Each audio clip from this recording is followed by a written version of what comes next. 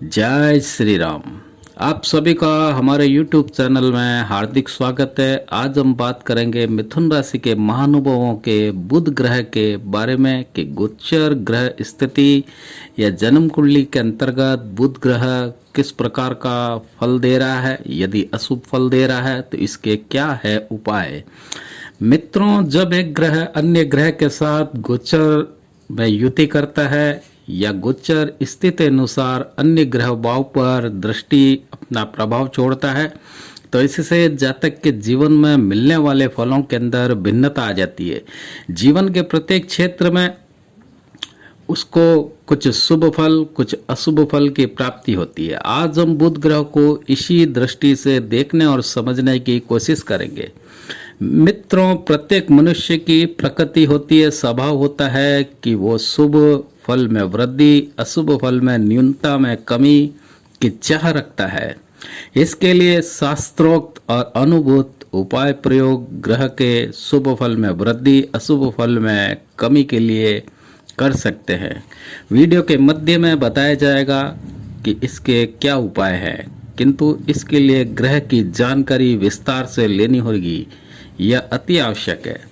शनि, राहु, केतु, गुरु के अतिरिक्त सभी ग्रह एक मास या इससे कुछ कम ज्यादा समय अंतराल में राशि परिवर्तन करते हैं।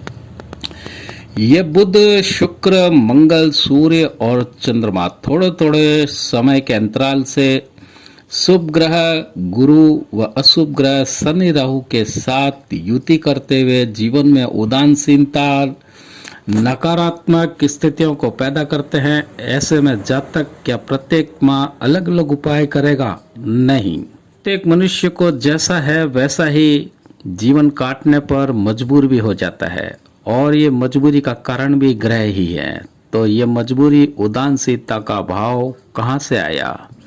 यह भाव उत्पन्न होता है सबसे प्रथम मनुष्य के मन मस्तिष्क के अंदर आत्मा में, उसके उपरांत मन में। आत्मा मस्तिष्क का भाव है प्रथम भाव, यानी कि लगन, जो कि आत्मा और मस्तिष्क का भाव कहलाता है। आत्मा हमारे सूक्ष्म शरीर को, मन हमारे भौतिक शरीर को रिप्रेजेंट करता है। आत्मा सिर्फ हाँ या ना में प्रत्युत्तर देती है, किंतु मन से विचारों को क्रियाशील किया जाता है।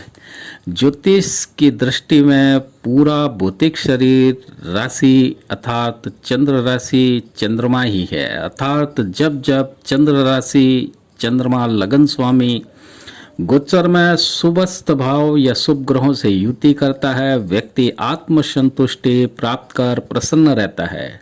वह इसके कार्यों को सिद्ध करने हेतु प्रकृति पूर्ण रूप से इसका सहयोग करती है, या यूँ कहिए जातक पर एक प्रकार से लय में रहता है और यह लय बरकरार रखना ही हर व्यक्ति का लक्ष्य होता है। इस लय को काफी हद तक निरंतर बनाए रखने के लिए जातक को ज्योतिषीय राय लेनी चाहिए, या इस लय को बरकरार रखने हेतु सदैव लग्नेश व चंद्रमा के उपायों पर ध्यान देना चाहिए। यदि जातक इन दो, यानी कि लग्नेश जो कि आत्मा राशि के स्वामी ग्रह यानी कि चंद्रमा सदैव बल प्रदान इनको करते रहना चाहिए, तो जीवन स्वयं ही ग्रहों की प्रकृति के अनुरूप लय में चलता रहेगा, अर्थात परिस्थितियां सदैव अनुकूल रहेगी। वह विकट परिस्थितियों में भी अन्य ग्रहों के प्रतिकूल प्रभावों का असर जातक पर कतई नहीं होता, बशर्त जब तक कि जातक अपनी आत्मा व मन के विरुद्ध कोई पाप कर्म न करे। मित्रों, अब बात करते हैं आपके अर्थात मिथुन राशि लगन के जातकों को क्या करना होगा बुध ग्रह के लिए। मिथुन राशि के महानुभावों, वर्तमान व आने वाले ग्रह गोचर के अनुरूप बुध ग्रह पर विचार करें तो आपका लगन राशि स्वामी बुध वर्तमान में भाग्य व मार्च में दशम, अप्रैल में लाभ भाव में गोचर करेगा। अर्थात बुध भाग्येश कर्मेश और लाभेश की यात्रा करता हुआ प्रत्येक माह बुधादित्य योग का निर्माण करता हुआ 12वें भाव की यात्रा के अंतिम चरण पर उच्च अभिलाषी होगा। तो ये आपके लग्नेश व राशि का स्वामी आने वाले माह मार्च, अप्रैल, मई, जून, अगस्त तक 72 से 72 फल देने में सामर्थ्यवान रहेंगे। जब बुध अपने 2-3 महीने की यात्रा करता हुआ आपके लगन भाव मिथुन, जहाँ पर की राशि लिखी होती है, वहाँ पर ये गोचर करेगा, तो वहाँ पर ये उच्च अभिलाषा यानी कि आपकी उच्च जो अभिलाषा है उसको पूर्ण करने में पूर्ण रूप से सामर्थ्यवान होगा। इसलिए इससे पूर्व बुध ग्रह के आपको उपाय कर लेने चाहिए जिससे कि बुध आपका बलवान हो सके। बुध ग्रह जो है एक राजकुमार है, स्वतंत्र विचारों वाला, सुखी और संपन्न माना गया है। तो जातक को यह फल तभी मिलेगा जब आपका बुध बलवान हो। अब बुध स्वयं तो आपके अनुरूप बलवान हो नहीं सकता, ग्रह तो कर्म फल सिद्धांत पर ही कार्य करते हैं। तो आपको शुभ फल प्राप्ति के लिए शुभ कर्म करते हुए बुध के उपाय में बुध ग्रह के व्रत, मंत्र, जप या स्तोत्र का पाठ के साथ बुध ग्रह के रत्न या उपरत्न भी धारण कर सकते हैं।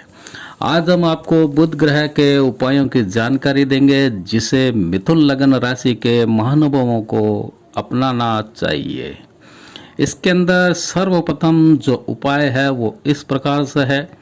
मेरु तंत्र के अनुसार प्रत्येक ग्रह की महादशा, अंतरदशा, प्रतंत्र दशा व सूक्ष्म दशा चलती है और यहीं तक आप देखते हैं वह ज्योतिषी महादशा, अंतरदशा तक ही विश्लेषण करता है, किंतु इन विश्वोत्तरी दशाओं के अतिरिक्त इन दशाओं के साथ साथ योगिनी दशा भी चलती है जो कि शुभ ग्रह की महादशा होने पर भी शुभ फल को बिगाड़ सकती है। मेरु तंत्र के अनुसार योगिनी ग्रहों की माता है, जैसे कि बुध ग्रह की माता बद्रिका है। तो आप मिथुन राशि के जातकों को जब आपका चंद्रमा अनुकूल स्थिति में हो, शुक्ल पक्ष के दौरान व बुधवार का दिन हो, उस दिन से प्रातःकाल बुध की होरा में स्नान आदि से निवृत्त होकर के स्वच्छ पीले वस्त्र धारण कर माता बद्रिका का पूजन कर मंत्र जप करना चाहिए। बद्रिका माता को शुद्ध घी का दीपक प्रज्वलित कर गुग्गुल की धूप देनी चाहिए। हो सके तो जपा कुसुम के पुष्प व खीर का भोग लगावें। कम से कम 11,000 मंत्रों का जाप का आप संकल्प 28 दिन में पूर्ण करने का लें तो बेहतर होगा। इस उपाय से बुध की माता बद्रिका प्रसन्न होकर के अनंत फल प्रदान करती है। नित्यमाला नियम से अवश्य करें। यदि आप प्रथम उपाय न कर सकें तो द्वितीय उपाय करने की कोशिश अवश्य करें। जन्मांक चक्र में जब बुध निर्बल हो, पीड़ादायक हो, तो बुध ग्रह को अनुकूल करने हेतु बुध मंत्र का जप बुध ग्रह के यंत्र और बुध ग्रह के फोटो लगा करके करना बेहतर सिद्ध होता है। इससे व्यापारिक प्रगति, आर्थिक समृद्धि, बौद्धिक क्षमता में वृद्धि, आकस्मिक लाभ की प्राप्ति होती है। शुक्ल पक्ष के प्रथम बुधवार को बुध की होरा में ही सुबह के समय बुध ग्रह व यंत्र का पूजन कर श्रद्धा विश्वास के साथ बुध ग्रह का मंत्र सूर्योदय से 2 घंटे के भीतर किया जाना चाहिए। बुध ग्रह की जप संख्या 9000 होती है, किंतु कलयुग को चतुर्गणित यानी कि कलयुग के अंतर्गत 36,000 जप व इसका दशांश हवन, तर्पण व मार्जन कर युवा ब्राह्मण व्यक्ति को जो कि वेदवाणी का ज्ञाता हो या ज्योतिषीय ज्ञानी हो या अध्यापक हो, इसको दान दक्षिणा देकर के प्रसन्न करना होगा। फिर बुध ग्रह आपका शुभ फल देने को बाध्य होगा। इसके अतिरिक्त तीसरा जो उपाय है वो इस प्रकार से है। आपके लग्न स्वामी राशि स्वामी बुध का रत्न पन्ना होता है। पन्ना महारत्न की उपाधि से नवाजा गया है। पन्ना, पुखराज, लहसुनिया और माणिक के साथ हीरा, ये 5 महारत्न है, बाकी सभी रत्न हैं। तो मिथुन लग्न राशि के महानुभावों, पन्ना एक बहुमूल्य रत्न है।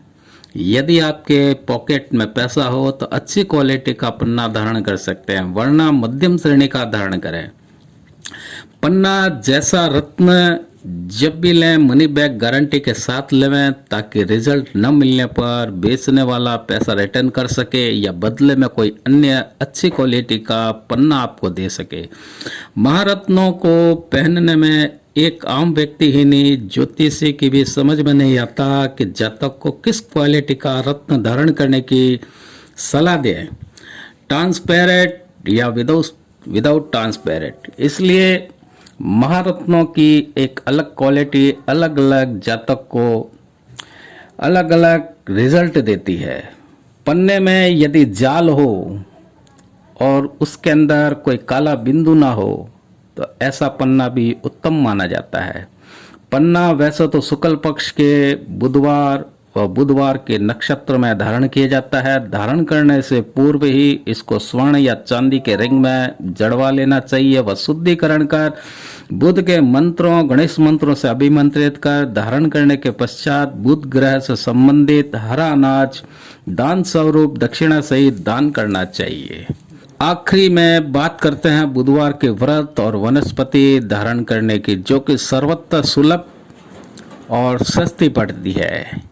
आपके लग्न और राशि के स्वामी बुध के अशुभ फलों की कमी हेतु व्रत करना, बुध ग्रह की वनस्पति धारण करना भी एक महत्वपूर्ण उपाय है। शुक्ल पक्ष के बुधवार को चंद्र बल जब शुभ हो तो बुधवार के दिन 21 या 45 व्रत का संकल्प कर व्रत धारण किया जाता है। व्रत वाले दिन निराहार रहें तो उत्तम, वरना शाम के समय शुद्ध शाकाहारी भोजन ग्रहण करें। व्रत वाले दिन बुध मंत्र, गणेश या बुध के 108 नाम का उच्चारण कर बुध कवच का पाठ अवश्य करें। संकट नाशक स्तोत्र का पाठ करें।